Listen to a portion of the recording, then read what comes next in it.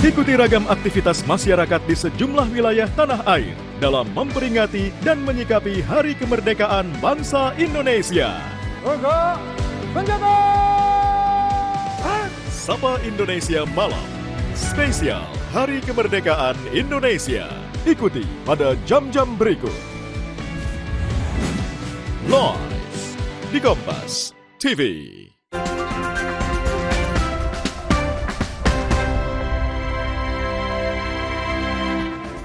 Terima kasih Anda masih bersama kami dalam Sapa Indonesia Pagi. Saudara, sejumlah truk tinja kedapatan membuang limbah ke saluran air di pinggir ruas jalan DI Panjaitan, Jatinegara, Jakarta Timur.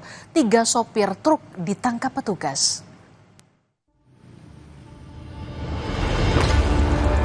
Tiga truk pengangkut tinja membuang limbah di saluran air di pinggir jalan DI Panjaitan, Jatinegara, Jakarta Timur. Kami sengaja mengaburkan aksi ini untuk menjaga kenyamanan Anda. Sopir dengan sengaja membuang limbah yang berasal dari tangki penyimpanan truk ke saluran air menggunakan selang. Pembuangan limbah secara ilegal tersebut sempat menyebabkan bau tidak sedap di sekitar lokasi kejadian. Usai aksi membuang limbah sembarangan ini viral di media sosial, petugas gabungan dari Dinas Lingkungan Hidup Jakarta, Satpol PP, dan Polres Jakarta Timur langsung menangkap 3 sopir truk tersebut. Setelah kita lakukan penangkapan pengemudi, kendaraan kita giring di lokasi di Geraha Intirup untuk dilakukan pemeriksaan dan pemanggilan pemiliknya. Jadi supir kan hanya sebagai pelaksana tugas, pemiliknya kita lakukan pemanggilan. Saat ini sedang di proses pemeriksaan masih berlangsung dan nanti akan dilakukan sidang tipiring. Petugas akan memberikan sanksi berat berupa pencabutan izin usaha jika terbukti melanggar. Limbah tinja seharusnya dibuang ke tempat khusus, yakni instalasi pengolahan lumpur tinja yang sudah disediakan pemerintah. Ardi Praseno, Kompas TV, Jakarta. Kita beralih ke sorotan lain, Saudara. Penyidikan dugaan korupsi kuota haji 2024 oleh KPK dimulai. Kerugian negara diperkirakan mencapai 1 triliun rupiah. KPK pun mencegah Menteri Agama era Presiden Joko Widodo, Yakut Khalil Qomas, yang sebelumnya sudah diperiksa.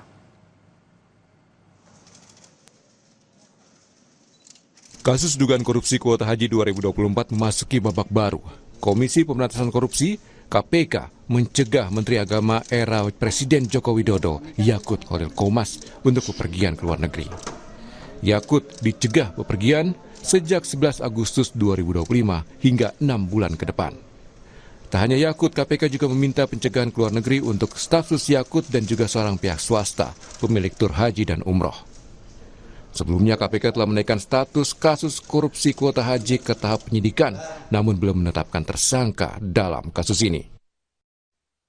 Yang pertama, Saudara YCQ ya, Menteri Agama periode 2020-2024, kemudian Saudara IAA yang merupakan staf sus Menteri Agama pada periode tersebut, dan juga Saudara FHM yang merupakan pihak swasta selaku pemilik tur haji dan umroh gitu ya.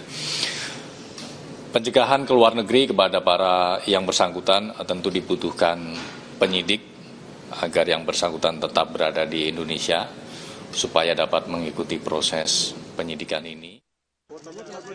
Sementara itu, Yakut Khalil Qomas mengaku baru mengetahui dari media massa perihal pencegahan dirinya dan 2 orang lain ke luar negeri terkait kasus dugaan korupsi penentuan kuota haji 2024. Yakut bilang akan bertanggung jawab mematuhi proses penegakan hukum yang berjalan di KPK. Respon ini disampaikan oleh juru bicara Yakut, An Hasbi, melalui pesan tertulis. Gus Yakut menegaskan bahwa keberadaan di Indonesia akan disesuaikan dengan kebutuhan penyidikan demi terungkapnya kebenaran secara transparan dan adil.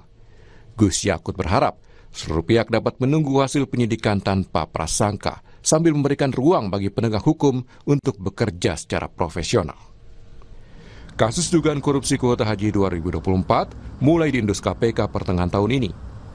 Pada Juni lalu, Ketua KPK Setio Budianto bilang KPK sudah memanggil sejumlah orang untuk dimintai keterangan. Saat itu, Ketua KPK juga mengisyaratkan akan memanggil ex-Menak Yakut Khalil Qomas untuk dimintai keterangan. Tim Liputan Kompas TV.